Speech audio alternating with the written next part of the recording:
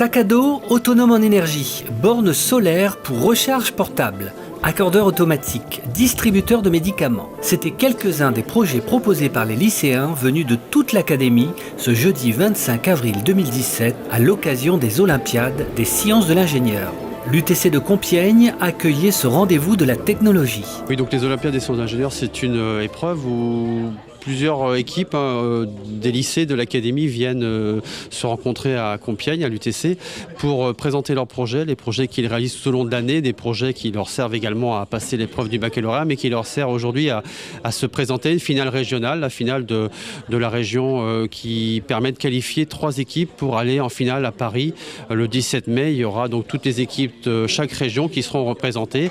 Donc des projets faits par des élèves avec leurs professeurs, une réalisation, une simulation, une maquette, de la programmation, tout ce qui permet de faire des projets très intéressants qui seront des futurs projets pour peut-être des ingénieurs qui vont inventer des choses très très intéressantes. Parmi les multiples réalisations, celle du lycée Mireille-Grenet de Compiègne, le drone pompier. C'est Quentin, lycéen et jeune sapeur-pompier, qui était à l'initiative de cette idée. Donc c'est un drone pompier qui permet d'éteindre des feux d'origine chimique, nucléaire, ou donc difficile d'accès.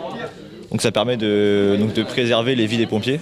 On a 70 heures de projet.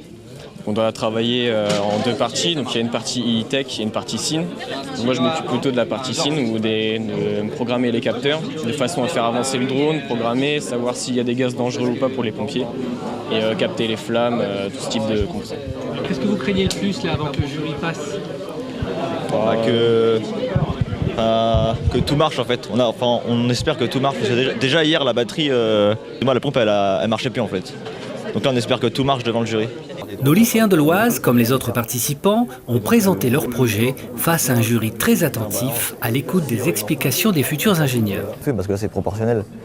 Mais en vrai, vu que admettons les portes minimum font 60 cm de large, donc il faudra pas qu'ils dépassent cette largeur là, et en longueur il pourra faire 80 cm ou...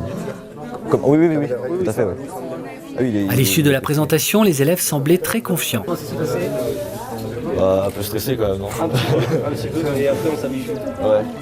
Mais c'est le lycée Jules Verne de Château-Thierry avec le projet surveillance consommation d'eau et le lycée Joliot-Curie de Hirson avec le projet anti-gaspillot qui ont remporté les suffrages. La finale aura lieu le 17 mai à Paris. Cette journée aura permis de mettre en valeur les métiers de l'ingénieur, l'esprit d'initiative et d'équipe. Tout ce que les élèves recherchent en s'inscrivant dans cette filière.